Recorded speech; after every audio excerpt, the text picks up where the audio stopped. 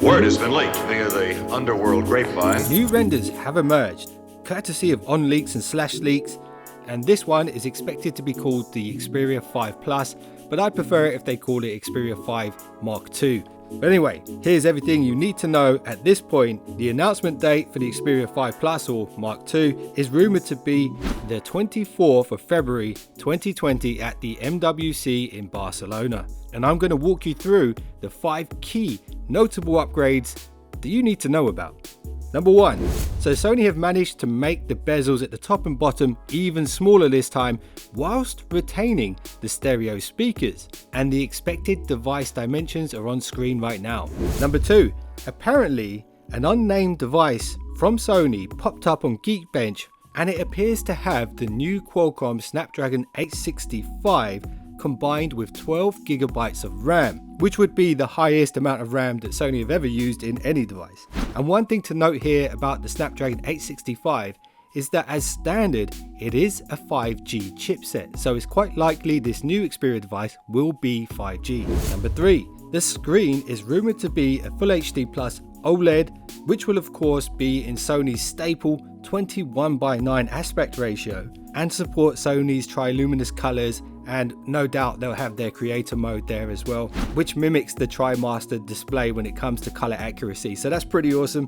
One thing about the screen though that quite surprised me is that they haven't gone for an in-screen fingerprint reader. Instead, they're sticking with the side-mounted fingerprint reader. Let's just hope they can speed it up a little.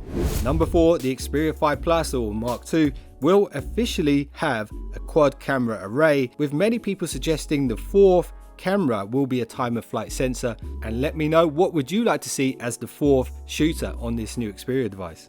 So if it does turn out to be a time of flight sensor, you should probably know it's primarily used to improve portrait photography, so the amount of blur in the background and stuff like this. I guess we'll have to wait and see what happens. And also a little side note here, I hope Sony actually used their own 48 megapixel IMX sensor as the primary shooter on this device, or something even bigger and newer than the 48 megapixel. I guess only time will tell.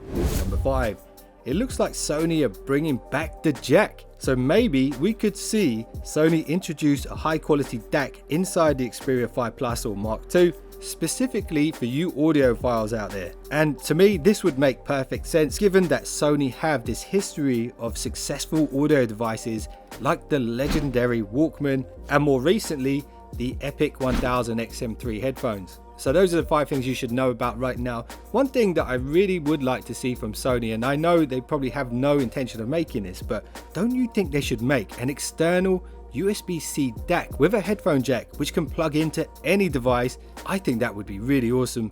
And they could even call it a USB-C Walkman. That would be cool.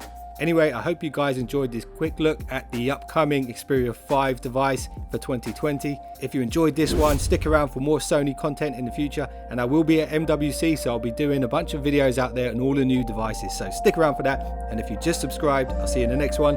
Don't be late. The rest is quite simple, really. Word has been leaked via the underworld grapevine.